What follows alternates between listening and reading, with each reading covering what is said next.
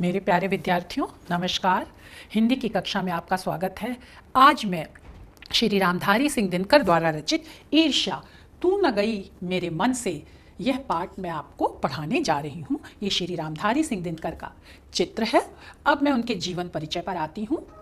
सबसे पहले मैं उनका जीवन परिचय आपको पढ़ाती हूँ, तत्पश्चात मैं उनकी रचनाएं और भाषा शैली पढ़ाऊंगी। जीवन परिचय, जैसा कि आपको पता है कि दिनकर उनका उपनाम था और उनका वास्तविक नाम रामधारी सिंह था। तो रामधारी सिंह दिनकर का जन्म 1908 में बिहार के मुंगेर जिले के सिमरिया घाट नामक ग्राम में एक साधारण किसान परिवार में हुआ था। और इनके पिता का नाम श्री रवि सिंह था, माता का नाम श्रीमती मनरूप देवी था। और दिनकर जी ने मोकामा घाट से मैट्रिक एवं पटना विश्वविद्यालय से बीए ऑनर्स की शिक्षा प्राप्त की थी। पारिवारिक परिस्थितियां फिर ऐसी नहीं रही कि वो आगे अध्ययन कर सके, जबकि उनकी इच्छा बहुत थी आगे पढ़ने की, लेकिन कुछ कारणों से वह आगे नहीं पढ़ सके। साहित्य सृजन में उनकी प्रारंभ से ही रुचि थी, अतः उन्होंने बाल्यावस्था से ही साहित्य सृजन की प्रतिभा का परिचय दे दिया था। और मिडिल कक्षा में अध्ययनरत होते हुए पढ़ते हुए इन्होंने वीरबाला नामक काव्य की रचना की तथा मैट्रिक में पढ़ते समय इनका प्राणभंग काव्य प्रकाशित हो गया था, छप गया था। और दिनकर जी ने 1928-29 से निरंतर लगातार साहित्य सृजन, साहित्य की रचना करना शुरू कर दिया था। और दिनकर जी ने फिर बीए की परीक्षा पास करने के बाद मोकामा घाट के हाई स्कूल में प्रधानाध्यापक का कार्य संभाल लिया और अध्ययन और अध्यापन के क्षेत्र में ही वह निरंतर आगे बढ़ते गए। और इन्होंने सन 1934 में बिहार के सरकारी विभाग में सब रजिस्ट्रार की भी नौकरी की, जिसे उपनिबंधक हिंदी में कहते हैं। और दिनकर जी ने सन 1950 में मुजफ्फरपुर कॉलेज में हिंदी विभाग के अध्यक्ष भी नियुक्त किए गए। सन 1952 में भारत के राष्ट्रपति ने इन्हें राज्यसभा का सदस्य मनोनीत किया और इस तरह से उनका सम्मान किया। दिनकर जी कुछ समय तक भागलपुर विश्वविद्यालय के कुलपति भी रहे। एक प्रधानाध्यापक से वह कुलपति के पद पर पहुंच गए, जबकि उनका जन्म एक साधारण किसान परिवार में हुआ था। तो प्रतिकूल परिस्थितियां होते हुए भी अपनी मेहनत, लगन, परिश्रम, स्वाध्याय से वह कुलपति जैसे उच्च पद पर आसीन हो गए। और इसके बाद भारत सरकार के गृह विभाग में हिंदी सलाहकार के रूप में एक लंबे समय तक, दीर्घ अवधि तक इन्होंने हिंदी के संवर्धन के लिए, बढ़ोतरी के लिए, विकास के लिए कार्य किया और आकाशवाणी के निदेशक के रूप में भी यह कार्य करते रहे। इससे इनके जीवन की उपलब्धियां आपके सामने आ जाती हैं। दिनकर जी की साहित्यिक प्रतिभा को सम्मान देने हेतु भारत के राष्ट्रपति ने सन 1959 में इन्हें पद्म भूषण की उपाधि से सम्मानित किया तथा 1962 में भागलपुर विश्वविद्यालय ने इन्हें डीलिट की मानद उपाधि भी प्रदान की। डीलिट, जो डॉक्टरेट ऑफ लिटरेचर, हम पिछली कक्षाओं में भी बता चुके हैं कि ये साहित्य की सर्वोच्च उपाधि है। और पद्मश्री, पद्म विभूषण, पद्म भूषण ये नागरिक सम्मानों में उच्च सम्मान है। तो इन उच्च सम्मान पद्म भूषण से भी दिनकर जी को सम्मानित किया गया। और इनकी उर्वशी काव्य रचना के लिए 1972 में भारतीय ज्ञानपीठ पुरस्कार से भी सम्मानित किया गया। सन 1965 में भारतीय ज्ञानपीठ न्यास की स्थापना की गई थी। भारत के संविधान में 8वीं अनुसूची में जो 22 भाषाएं हैं, उनमें से किसी एक भाषा के लिए प्रतिवर्ष यह ज्ञानपीठ पुरस्कार दिया जाता है, उस भाषा का जो श्रेष्ठ साहित्य होता है, और यह भारतीय ज्ञानपीठ न्यास द्वारा ही दिया जाता है। तो यह साहित्य का सर्वोच्च पुरस्कार उर्वशी काव्य रचना के लिए दिनकर जी को 1972 में प्रदान किया गया। हिंदी के ये महान साहित्यकार हिंदी साहित्य की सेवा करते हुए 1974 में इस संसार से विदा हो गए, मतलब उनका देहावसान हो गया। फिर अब हम उनकी रचनाओं पर आते हैं। साहित्य के क्षेत्र में दिनकर जी का उदय कवि के रूप में हुआ था। पहले इन्होंने, जैसा कि हमने आपको बताया, वीरबाला, प्रणभंग है ना, आदि जो हैं ये इनकी कविताएं हैं। परंतु धीरे धीरे इन्होंने गद्य में भी रचना की और इनका उत्कृष्ट गद्य लेखन हम सब लोगों के सामने आया। ईर्ष्या तू न गई मेरे मन से, यह भी इनका गद्य लेखन है और गद्य की निबंध विधा से ही संबंधित है। अब हम उनके पहले आलोचनात्मक गद्य पर आते हैं, जिसमें संस्कृति के 4 अध्याय हैं जो साहित्य अकादमी पुरस्कार से पुरस्कृत किया गया। फिर शुद्ध कविता कविता की खोज भी एक आलोचनात्मक ग्रंथ है। इनके निबंध संग्रह हैं अर्धनारीश्वर, वट पीपल, उजली आग, मिट्टी की ओर और रेती के फूल। उन्होंने यात्रा साहित्य भी लिखा, क्योंकि उन्होंने देश विदेश की यात्राएं की, तो वह यात्रा साहित्य देश विदेश के नाम से प्रकाशित हुआ है। बाल साहित्य भी लिखा है उन्होंने, बच्चों के ज्ञानवर्धन और मनोरंजन का भी ध्यान रखा, और मिर्च का मजा, सूरज का ब्याह आदि। अब हम उनकी काव्य रचनाओं पर आते हैं। प्रणभंग, जैसा कि उनकी प्रथम काव्य रचना, कुरुक्षेत्र, रेणुका, हुंकार, उर्वशी महाकाव्य है, जिसके लिए उन्हें ज्ञानपीठ पुरस्कार मिला। रश्मि रथी, परशुराम की प्रतीक्षा, और ये खंड काव्य है। अब उन्होंने काव्य की करीब करीब सभी शैलियों में रचना की है, चाहे महाकाव्य हो, जैसा कि आपको पता ही है, हमने पहले भी बताया है कि इसमें समग्र जीवन का चित्रण होता है। तो उर्वशी जो है ये महाकाव्य है और श्रेष्ठ उत्कृष्ट कोटि का महाकाव्य है, जिस पर उन्हें ज्ञानपीठ पुरस्कार मिला। रश्मि रथी और परशुराम की प्रतीक्षा ये खंड काव्य है। इसमें जीवन के किसी एक खंड को, एक हिस्से को, एक टुकड़े को लेकर के काव्य रचना की जाती है, जैसे कि आपके पाठ्यक्रम में कर्मवीर भरत एक खंड काव्य है। आशा है आपको उनकी रचनाओं के बारे में जानकारी हो गई होगी। अब साहित्य में स्थान पर आते हैं। दिनकर जी कवि ही नहीं अपितु एक सफल गद्यकार भी थे, और इनकी कृतियों में इनका चिंतक रूप, चिंतन मननशील रूप जो है और मनीषी रूप, ज्ञानी रूप जो है, वो हम सब लोगों के सामने आता है, झलकता है। और दिनकर जी की कृतियां राष्ट्रीय भावनाओं, स्वदेश प्रेम, प्रगतिशीलता से शोषित लोगों की आवाज इन्होंने अपने साहित्य में दी है।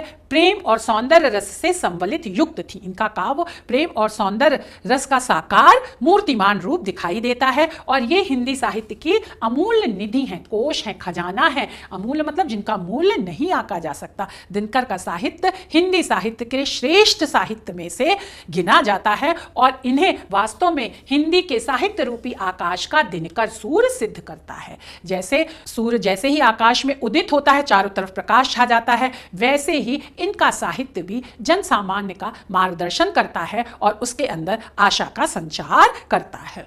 भाषा शैली, दिनकर जी भाषा के मर्मज्ञ थे, मतलब जानकार थे, विशेषज्ञ थे, और इन्होंने खड़ी बोली को अपने साहित्य में स्थान दिया है। इनकी भाषा सरल, आसानी से समझ में आ जाने योग्य, सुबोध है, व्यवहारिक है, प्रयोगात्मक है, जिसमें सर्वत्र सब जगह भावानुकूलता, संवेदनशीलता का गुण विशेषता पाई जाती है। और इनकी भाषा में संस्कृत की तत्सम शब्दावली भी प्राप्त होती है, परंतु विषय के अनुरूप, जैसा विषय है, भाव है, कथ्य है, विचार है ना, उसके अनुरूप, उसके अनुसार इन्होंने तद्भव शब्दों का भी प्रयोग किया है। और साथ ही साथ अन्य भाषा के शब्द, जैसे उर्दू है, बंगला है, अंग्रेजी आदि भाषाओं के जो शब्द हम दिन प्रतिदिन में हिंदी भाषा में प्रयोग करते हैं, उनका प्रयोग भी अपने साहित्य में किया है, और इस तरह से अपनी भाषा को व्यापक बनाया है। अब हम शैली पर आते हैं। भाषा की भांति दिनकर जी की शैली भी व्यवहारिक है, प्रयोगात्मक है, और इनकी शैली का प्रधान गुण प्रसाद, प्रसाद मतलब जो आसानी से समझ में आ जाए,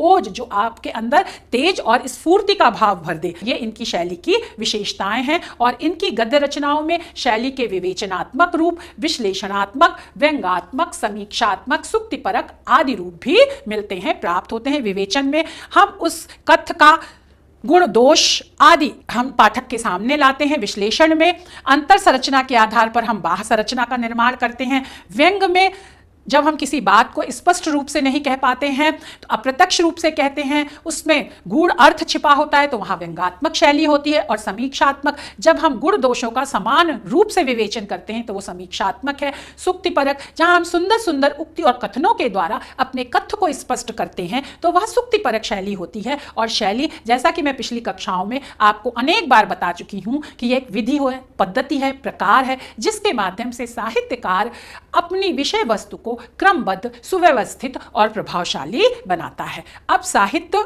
आपको जिज्ञासा होगी, पहले भी हम बता चुके हैं लेकिन इसमें हम बता दे रहे हैं कि साहित्य जो सार्थक शब्दों, अर्थपूर्ण शब्दों से, उद्देश्यपूर्ण शब्दों से, और सरस जो रस से पूर्ण सुंदर अर्थों से परिपूरित होता है, युक्त होता है, और जो लोक मंगल के उच्च आदर्श को लेकर के चलता है, जनमानस की भलाई करता है, जन जन की वाणी को आवाज देता है, वह रचना साहित्य कहलाती है। और साहित्य में भी दो प्रकार गद्य और पद्य। जो बुद्धि प्रधान है, चिंतन मनन प्रधान है, वह गद्य है, और जो हृदय प्रधान है, भावों से युक्त है, संवेदनशीलता जिसमें ज्यादा है, वह रचना पद्य के अंतर्गत आती है। आज का हमारा विषय ईर्ष्या तू न गई मेरे मन से, यह गद्य के अंतर्गत है और गद्य में भी निबंध विधा के अंतर्गत आता है। और निबंध गद्य की एक विधा है जिसमें किसी विषय का बौद्धिक, बुद्धिमत्तापूर्ण, विचारपूर्ण, चिंतन मनन रूप और तार्किक कार्य कारण संगत विवेचन किया जाता है, वह निबंध कहलाता है। तो ईर्ष्या तू न गई मेरे मन से, यह रामधारी सिंह दिनकर जी का निबंध है। अब हम गद्यांशों की व्याख्या करने पर आते हैं। किसी भी गद्यांश की व्याख्या करने से पहले हम संदर्भ लिखते हैं, जिसमें रचना और रचनाकार का नाम, फिर प्रसंग, गद्यांश की मुख्य विषय वस्तु को एक दो पंक्तियों में हम प्रकट कर देते हैं, उसके बाद विशेष लिखते हैं। जो गद्यांश की व्याख्या करने से संबंधित मुख्य बातें आती हैं और भाषा शैली, उसको हम विशेष के अंतर्गत लिखते हैं। इस तरह से व्याख्या के 4 चरण हो गए: संदर्भ, प्रसंग, गद्यांश की व्याख्या और फिर विशेष। विद्यार्थियों, सबसे पहले हम संदर्भ पर आते हैं कि प्रस्तुत गद्यांश हमारी पाठ्य पुस्तक हिंदी के गद्य खंड में संकलित ईर्ष्या तू न गई मेरे मन से पाठ से लिया गया है और इसके लेखक रामधारी सिंह दिनकर जी हैं। और प्रसंग पे आते हैं। प्रस्तुत गद्यांश में लेखक ने ईर्ष्या मनोविकार से होने वाली हानियों का, नुकसान का वर्णन किया है। अब पहले हम गद्यांश पढ़ेंगे, उसके बाद हम इसकी व्याख्या करेंगे। मेरे घर के दाहिने एक वकील रहते हैं जो खाने पीने में अच्छे हैं, दोस्तों को भी खूब खिलाते हैं और सभा सोसाइटियों में भी काफ़ी भाग लेते हैं। बाल बच्चों से भरा पूरा परिवार, नौकर भी सुख देने वाले और पत्नी भी अत्यंत मृदुभाषिणी। भला एक सुखी मनुष्य को और क्या चाहिए, मगर वे सुखी नहीं हैं। उनके भीतर कौन सी दाह है, इसे मैं भली भांति जानता हूँ। दरअसल उनके बगल में बीमा एजेंट हैं। उनके वैभव की वृद्धि से वकील साहब का कलेजा जलता रहता है। वकील साहब को भगवान जी ने जो दे रखा है वह उनके लिए काफ़ी नहीं दिखता। वे इस चिंता में भुने जा रहे हैं कि काश एजेंट के मोटर, उसकी आय और उसकी तड़क भड़क मेरी भी हुई होती। अब प्रस्तुत गद्यांश में लेखक ने ईर्ष्या नामक मनोविकार का विवेचन किया है। हमारे यहाँ भारतीय संस्कृति में भी 6 मनोविकार माने गए हैं: काम, क्रोध, लोभ, मोह, मद और मात्सर्य। तो ये जो मात्सर्य मनोविकार है वही ईर्ष्या के रूप में हमारे सामने आता है। इसमें लेखक कह रहा है कि लेखक के घर के दाहिने की तरफ एक वकील साहब रहते हैं और वह उनकी पारिवारिक स्थिति कि घर में उनकी पत्नी मृदुभाषिणी है, मीठा बोलती है और उनकी आर्थिक स्थिति भी अच्छी है, पड़ोसियों से उनका अच्छा संबंध है, उनके पास ईश्वर ने ठीक ठाक धन संपदा दे रखी है, सामाजिक स्थिति भी उनकी अच्छी है, उनके अच्छे दोस्त हैं और इस तरह से उनका परिवार, उनकी आर्थिक स्थिति, सामाजिक स्थिति हर तरह से सुंदर है, उसमें कहीं कोई कमी नहीं है। लेकिन ईर्ष्या जैसे मनोविकार के कारण वह अपने घर के बगल में रहने वाले बीमा एजेंट से जलते रहते हैं। उन्हें लगता है कि जो उनके पास है वह कम है और उनके पड़ोसी बीमा एजेंट के पास जो कुछ भी है वह उनसे ज़्यादा है। वह उनकी शान शौकत, तड़क भड़क, शान शौकत, रौब दाब भी प्राप्त करना चाहते हैं और इस तरह से वह ईर्ष्या जैसे मनोविकार के कारण अपनी स्थिति से संतुष्ट ना रह करके अपने पड़ोसी की स्थिति से को देख करके निरंतर जलते रहते हैं, मन ही मन कुढ़ते रहते हैं और इस तरह से वह अपने को नकारात्मक विचारों में लगाए रहते हैं, जो कि उनके मानसिक, शारीरिक दोनों ही स्वास्थ्य के लिए अच्छा नहीं है। लेखक ने प्रस्तुत पंक्तियों में यह भाव व्यक्त किया है। अब हम आते हैं, ईर्ष्या का यही अनोखा वरदान है। जिस मनुष्य के हृदय में ईर्ष्या घर बना लेती है वह उन चीज़ों से आनंद नहीं उठाता जो उसके पास मौजूद हैं, बल्कि उन वस्तुओं से दुख उठाता है जो दूसरों के पास है। वह अपनी तुलना दूसरों के साथ करता है और इस तुलना में अपने पक्ष के सभी अभाव उसके हृदय पर दंश मारते रहते हैं। दंश के इस दाह को भोगना कोई अच्छी बात नहीं है, मगर ईर्ष्यालु मनुष्य करे भी तो क्या? आदत से लाचार होकर उसे यह वेदना भोगनी पड़ती है। अब लेखक ने यहाँ पर व्यंग्यात्मक शैली का प्रयोग किया है। ईर्ष्या मनोविकार है, एक अभिशाप है, श्राप है, लेकिन वह उसके लिए किन शब्दों का प्रयोग कर रहा है कि यह अनोखा वरदान है, यह अद्भुत तरह की एक अच्छाई है, जबकि यह अच्छाई नहीं है। लेकिन व्यंग्यात्मक शैली के कारण, क्योंकि वह ईर्ष्या को स्पष्ट रूप से एक मनोविकार और अभिशाप नहीं कह पा रहा है, इसलिए उसको यह एक अनोखा वरदान बता रहा है कि एक अद्भुत तरह का मनोविकार है ना, वरदान है, अच्छी चीज है कि जो मनुष्य ईर्ष्यालु होता है, जिसके हृदय में ईर्ष्या अपना घर बना लेती है, अपना चिरस्थायी निवास स्थान बना लेती है, जो निरंतर सतत ईर्ष्या के कारण मन ही मन दूसरों से जलता रहता है। वह उन चीजों से प्रसन्नता को, आनंद को, खुशी को प्राप्त नहीं करता जो उसके पास मौजूद हैं, जो उसके पास हैं, जो ईश्वर ने उसे सब कुछ दिया है। जैसे वकील साहब के पास अच्छा परिवार, अच्छी आर्थिक स्थिति, अच्छे दोस्त, अच्छा सामाजिक प्रभाव है, लेकिन वह उससे खुश ना होकर के अपने पड़ोसी बीमा एजेंट की स्थिति से निरंतर जलते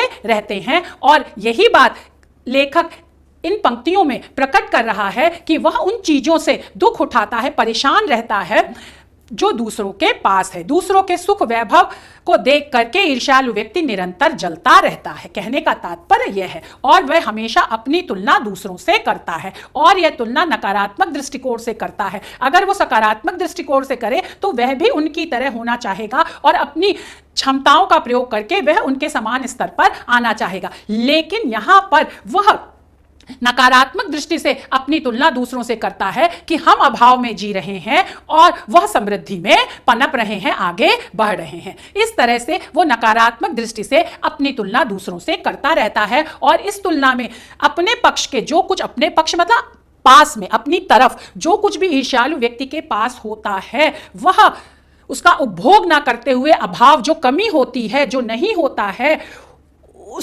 कि उस कमी को अपने हृदय पर दंश की तरह, डंक की तरह झेलता रहता है। जैसे एक बिच्छू डंक मार देता है तो उसके विष से आदमी जलता रहता है, वैसे ही ईर्ष्या रूपी बिच्छू के जहरीले डंक से ईर्ष्यालु व्यक्ति निरंतर जलता रहता है, दुखी रहता है, परेशान रहता है, और यह ईर्ष्या उसको एक मिनट के लिए भी चैन से नहीं बैठने देती है।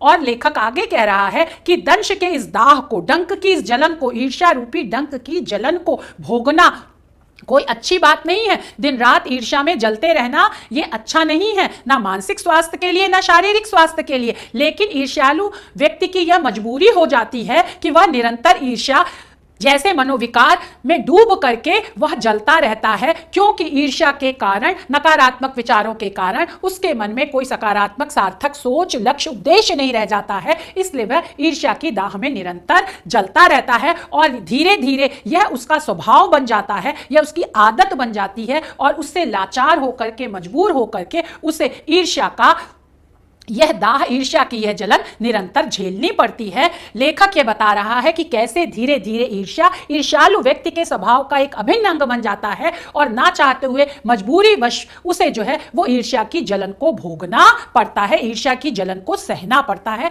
लेखक ने यहाँ पर ईर्ष्या से होने वाली यही हानियों का और नुकसान का वर्णन किया है। आशा है आपको इस गद्यांश की व्याख्या अच्छे से समझ में आ गई होगी। और अब हम विशेष पर आते हैं कि ईर्ष्यालु व्यक्ति के स्वभाव का सहज, स्वाभाविक रूप से प्रवाहमान भाषा और व्यंग्यात्मक शैली में सटीक रूप में वर्णन किया गया है। ईर्ष्यालु व्यक्ति ना स्वयं खुश रहता है और ना दूसरों को सुखी देख सकता है, और इसका एकमात्र कारण सिर्फ ईर्ष्या ही होती है। इसलिए लेखक ईर्ष्या से दूर रहने के लिए भी अप्रत्यक्ष रूप से संकेत दे रहा है। अब हम प्रश्न अभ्यास पर आ जाते हैं। इसी प्रारूप पर आपके प्रश्न पूछे जाते हैं परीक्षा में। मैंने पूरे गद्यांश की व्याख्या इसलिए कर दी कि कोई जरूरी नहीं है कि यही पंक्तियां रेखांकित हो सकता है ऊपर वाली पंक्तियां रेखांकित हो जाए और उनकी आपको व्याख्या लिखनी पड़े। अब हम प्रश्न, उपरोक्त गद्यांश का संदर्भ लिखिए, रेखांकित अंश की व्याख्या कीजिए, और उपर्युक्त गद्यांश में कौन सुखी नहीं है।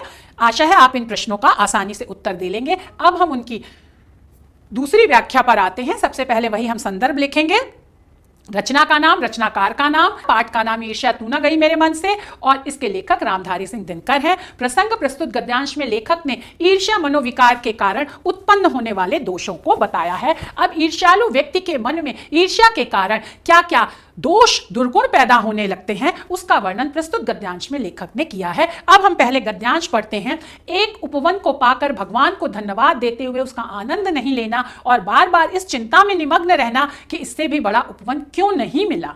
यह एक ऐसा दोष है जिससे ईर्ष्यालु व्यक्ति का चरित्र भी भयंकर हो उठता है। अपने अभाव पर दिन रात सोचते सोचते वह सृष्टि की प्रक्रिया को भूलकर विनाश में लग जाता है और अपनी उन्नति के लिए उद्यम करना छोड़कर वह दूसरों को हानि पहुंचाने को ही अपना श्रेष्ठ कर्तव्य समझने लगता है।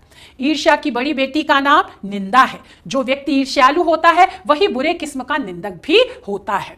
दूसरों की निंदा वह इसलिए करता है कि इस प्रकार दूसरे लोग जनता अथवा मित्रों की आंखों से गिर जाएंगे और जो स्थान रिक्त होगा उस पर मैं अनायास ही बैठा दिया जाऊंगा।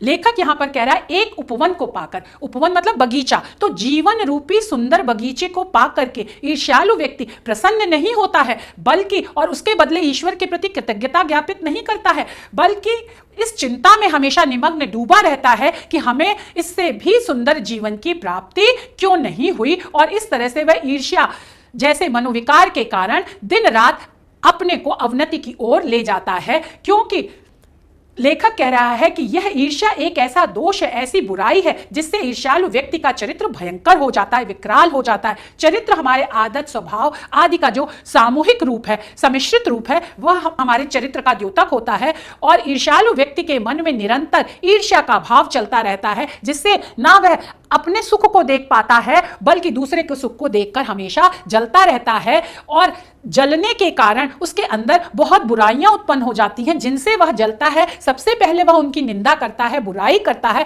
तो उस बुराई का प्रभाव धीरे धीरे उसके आदत और स्वभाव पर आने लगता है और उसका आदत और स्वभाव का जो मिश्रित रूप चरित्र है वह चरित्र उसका भयंकर हो जाता है, विकराल हो जाता है, दुर्गुणों से, दोषों से युक्त हो जाता है। लेखक यहां पर यह कह रहा है। और कोई भी व्यक्ति, यह मनोवैज्ञानिक सत्य है कि अगर वो दिन रात ये सोचेगा कि उसके पास ये कमी है, ये कमी है, ये कमी है और दूसरे के पास उससे ज्यादा है, तो निश्चित ही वो हीन भावना से ग्रस्त हो जाएगा। और जब वह हीन भावना से ग्रस्त हो जाएगा तो लेखक यहां पर बता रहा है कि वह सृजन करना छोड़ देगा, जबकि ईश्वर भी इस सृष्टि की रचना करता है, वह सृजन कार्य में दिन रात लगा रहता है। ऐसे ही मनुष्य का उद्देश्य भी सृजन करना है, सार्थक बातों और उद्देश्यों को लेकर के अपने जीवन को आगे बढ़ाना है, ना कि अपने अभाव और कमी पर निरंतर दृष्टि रखते हुए और दूसरे की समृद्धि पर नजर गड़ा करके अपने को परेशान करते रहना है। यह मनुष्य के जीवन का उद्देश्य नहीं है। यहां पर लेखक यही कह रहा है कि वह सृष्टि की प्रक्रिया, जो प्रक्रिया है निर्माण की, सृजन की, सार्थक उद्देश्य की, उसको भूल करके वह अपने सद्गुणों के विनाश में,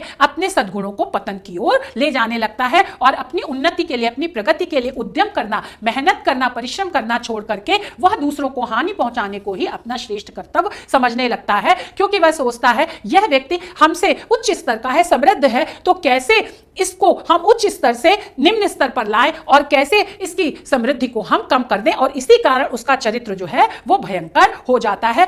ईर्ष्या की, अब यहां पर लेखक ने ईर्ष्या रूपी मनोविकार को एक परिवार के रूप में चित्रित किया है कि जो व्यक्ति ईर्ष्यालु होगा वो निंदक जरूर होगा। वह जिस व्यक्ति से जलता है सबसे पहले वह उसकी बुराई करना शुरू कर देगा और इस तरह से दूसरों की निंदा वह इसलिए करना चाहता है, जिससे वह जलता है, उसकी बुराई इसलिए करता है कि वह व्यक्ति दूसरों की नजरों में गिर जाएगा। और जब वह व्यक्ति दूसरों की नजरों में गिरेगा तो उस उच्च स्तर पर ईर्ष्यालु व्यक्ति सोचता है कि वह आसीन हो जाएगा, लेकिन वास्तव में ऐसा होता नहीं है। किसी सज्जन व्यक्ति की निंदा करने से वह दुर्जन नहीं हो जाता है, बल्कि जो व्यक्ति उसकी निंदा करता है वह ही दूसरों की नजरों में गिर जाता है। लेकिन ईर्ष्यालु व्यक्ति अपने मन में यह भ्रम पाले रहता है कि इस तरह से हम सज्जन व्यक्ति की निंदा करके उसको अपने स्थान से नीचे गिरा देंगे और वह सज्जन व्यक्ति अपने दोस्तों, अपने रिश्तेदारों और अन्य लोगों की नजरों में गिर जाएगा, उसका स्थान नीचा हो जाएगा और वह जो उच्च स्थान रिक्त होगा, खाली होगा, उस पर मैं अनायास अचानक ही बैठ जाऊंगा। मतलब वह उच्च स्थान मुझे स्वयं ही प्राप्त हो जाएगा, जबकि उसका साधन निंदा करना है। तो अनुचित साधन के द्वारा कोई भी व्यक्ति उचित स्थान को प्राप्त नहीं कर सकता है। लेखक यहां पर यह भी कह रहा है कि उचित साध को, उच्च साध को प्राप्त करने के लिए हमें उचित और श्रेष्ठ साधन का भी प्रयोग करना होगा, तभी हम उच्च स्थान को प्राप्त कर सकते हैं। ईर्ष्या और निंदा के द्वारा कभी भी हम दूसरों का बुरा नहीं कर सकते। लेखक ने शुद्ध खड़ी बोली व विश्लेषणात्मक शैली में ईर्ष्या, चिंता, निंदा, अकर्मण्यता आदि अवगुण परस्पर एक दूसरे से घनिष्ठ रूप से संबंधित हैं, इसका तर्क संगत रूप में क्रमबद्ध रूप में वर्णन किया है। जहां ईर्ष्या होगी वहां चिंता होगी, वहां चिंता के कारण वह दूसरों की बुराई करेगा, बुराई करने में मग्न रहने के कारण वो अकर्मण्य हो जाएगा, परिश्रम करना छोड़ देगा, और ये सारे अवगुण एक दूसरे से मिलजुल करके ईर्ष्यालु व्यक्ति को पतन की ओर ले जाएंगे। इसका बड़ा ही तर्क संगत रूप में लेखक ने क्रमबद्ध तरीके से वर्णन किया है। आशा है आपको इस गद्यांश की व्याख्या समझ में आ गई होगी। अब हम प्रश्न पर आते हैं कि उपरोक्त गद्यांश का संदर्भ लिखिए, रेखांकित अंश की व्याख्या कीजिए और ईर्ष्या की बड़ी बेटी का नाम क्या है। अब हम इनके तीसरे गद्यांश की व्याख्या करते हैं। सबसे पहले हम वही संदर्भ लिखेंगे। प्रस्तुत गद्यांश हमारी पाठ्य पुस्तक हिंदी के गद्य खंड में संकलित ईर्ष्या तू न गई मेरे मन से पाठ से लिया गया है और इसके लेखक रामधारी सिंह दिनकर हैं। और प्रस्तुत गद्यांश में लेखक ने सद्गुणों के विकास का कारण चरित्र की शुद्धता बताया है।